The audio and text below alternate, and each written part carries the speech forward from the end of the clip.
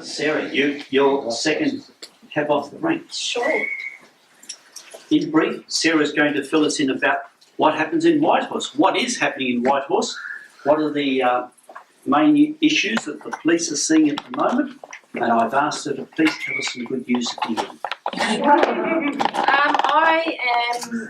I'm usually from Monash. I'm usually a sergeant at Oakley, but I'm over enjoying Whitehorse at the moment as the fill-in boss at Box Hill. So thank you for having me in Whitehorse. Whitehorse is a fantastic area to live in, a fantastic area to work. Crime is really good here, as I'm sure you're all aware. And a lot of that is obviously due to the good work of all of you and your fellow neighbourhood watch people. In terms of our crime trends at the moment, we're tracking pretty well. In comparison to Monash, we're travelling very well here in Whitehorse. There's obviously the spades of the increases of theft from motor vehicles and residential burglaries. They sort of come and go, and there's no real sort of rhyme and reason for the increases or decreases in those.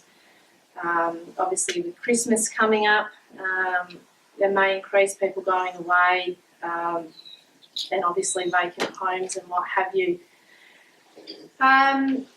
In terms of what's been going on around here, specifically in Whitehorse, we obviously had the big accident in Station Street a few weeks back, which was very heavily publicised in the media. The police from Box Hill attended to that really, really well. We got a very good turnout and we got some good results in that as well. There's also been the other accident on Eastlink, just on the outside of the tunnel heading into the city, which again was got a lot of media coverage for that. I know that did cause a lot of traffic congestion around Whitehorse. I got stuck in it driving home the other night. It would take me half an hour to get home. It took me an hour and a half. Suffice to say, there would have been a lot of very unhappy people, but obviously there was reason for the tunnels being closed both ways. They were still being examined and treated as a crime scene, and they were obviously reopened as quickly as they could. I just wanted to touch on what Leonie was talking about in relation to family violence, and obviously how it is a very hot topic at the moment. Again, in terms of Whitehorse, we're travelling okay compared to some of the other busier areas such as Frankston or Sunshine or Footscray or around there. Whitehorse is pretty okay. In terms of that, I know that there's a lot of media coverage in terms of how it's dramatically increasing and how reporting has gone up. But I think that is actually a good thing. I think that probably the amount of family violence that is actually happening is probably the same, but because of the change in attitude, because of how open I suppose we are as a community now, people are feeling more comfortable to report.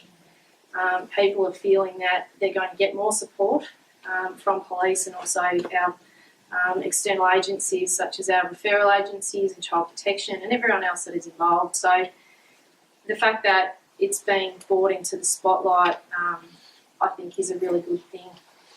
Following on from that, on the 25th of November is White Ribbon Day, which is obviously hand in hand with family violence and what's sort of going on in the community. Family violence, or White Ribbon Day rather, is basically, in essence, it revolves around men's and boys' attitudes to family violence, and that men and boys are not going to stand for the violence, not going to stand for family violence, and show victims of family violence that they're supporting them and that their behaviour is not acceptable.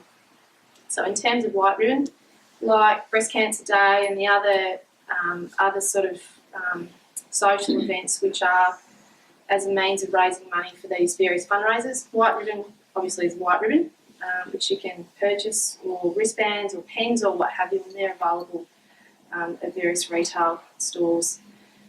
Not only for men and boys, but also for women who are wearing the white ribbon. It's a means of showing that, again, we're not going to support the behaviour. This behaviour in the home is not acceptable ever, and that we need to do as much as we can as a community to stamp the behaviour out, to show that we're going to support those being affected, to show that we're going to put things in place to prevent it. Education in schools, education at all levels through schools, education in various different areas of the community, and that we need to do as much as we can to stop it. Good news story from Whitehorse, I think it was Monday. The uniformed guys at Box Hill arrested or come across a male in the middle of Box Hill, and he had an outstanding warrant. He had a dog with him. So the dog and the man were taken back to Box Hill, and we dealt with what we needed to, and this man didn't give us a very good story about the dog and whose dog it was. And luckily the dog was microchipped.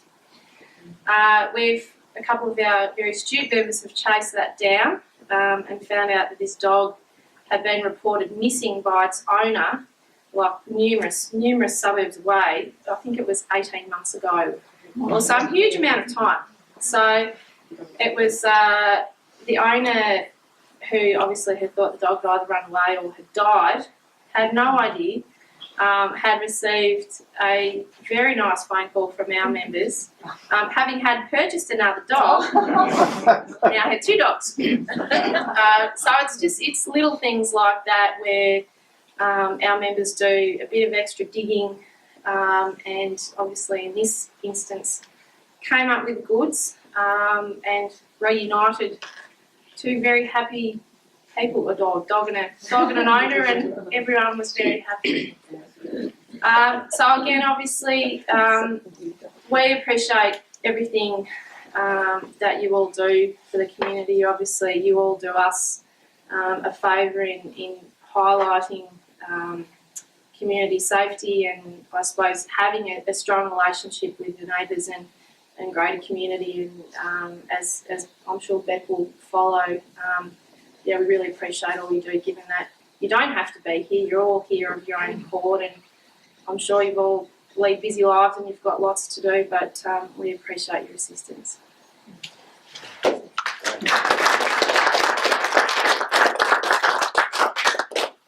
You have a number of domestic violence units in Whitehorse. Yes. Right.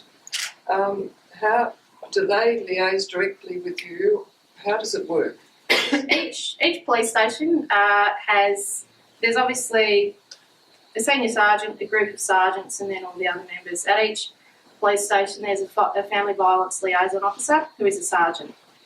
That sergeant oversees all of the family violence reports to that particular station, so the ones that have occurred in that particular area. So at Oakley, I was a family violence sergeant there, so I oversaw all of the incidences that that occurred in Oakley, but also what other members, say from Glen Waverley or Mount Waverley or Clayton, attended within Oakley.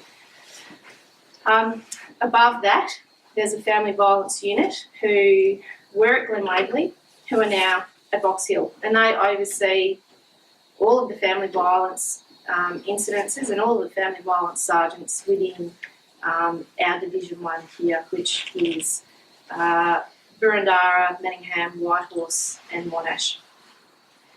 Above them is the crime command in the city, and they're all detectives and they oversee everything. And so basically they look at the particularly high risk incidences or particularly violent ones. They look at implementing ways of that we can do things better, things that we can implement to address things in a different way, or improving relationships with our sort of partner agencies, so our referral agencies, child protection, and everyone else that's involved. Obviously with the Royal Commission into Family Violence, which concluded a couple of months ago, there will be recommendations coming out from that in February. That'll be for our organisation and all the other external organisations as well. Those recommendations I think will be fairly slow to be implemented because obviously there is going to be a lot of them. I think generally as a state of Victoria, I think we're doing family violence pretty well. I think there is definitely room for improvement though. Little things like communication between all of the different partner agencies, perhaps some better means of reporting. But definitely I think the Royal Commission was definitely needed, and I think it will bring some really good stuff for us in the future. Yeah, good, thank you. Sarah, the calling off pursuit of vehicles fleeing from the law in one way or another applies to all police vehicles. Yes. Do you see this continuing? And when you see a situation like the tunnel the other day, somebody discharging a firearm could quite easily cause injury elsewhere too, compared to a fleeing motor car. Is there a comparison, and what are your views on the calling off pursuits, which you've probably been in a position to have to do? It's pretty, pursuits obviously create massive risk for road users, for pedestrians, for passengers, for everybody. And they've always have been very risky even before the policy's changed. Obviously our policy has changed hugely, and we've been sort of unofficially told that really we can't pursue unless it is really has to be done. At the moment, as either the person driving the car, the sergeant supervising, or the senior sergeant supervising everyone, we all have to make risk assessments as to basically, is the risk of running this pursuit going to, it basically isn't going to be worth it. And at the moment, I think the way that it's going, I think that there will be a decision made that we are not to pursue ever. There's different methods that we can use. We've obviously got the police air wing that we can assist to track cars. Obviously, they've got a better view of the whole. They can track a car from the distance, not have to get involved, and then we can do what we need to do later when the car stops. But again, I think that the change in the policy has been brought about because of some of the unfortunate endings that have resulted from pursuits, and obviously a lot of them have been very, very highly publicised. They've obviously been reviewed by the coroner and also through the different courts as well.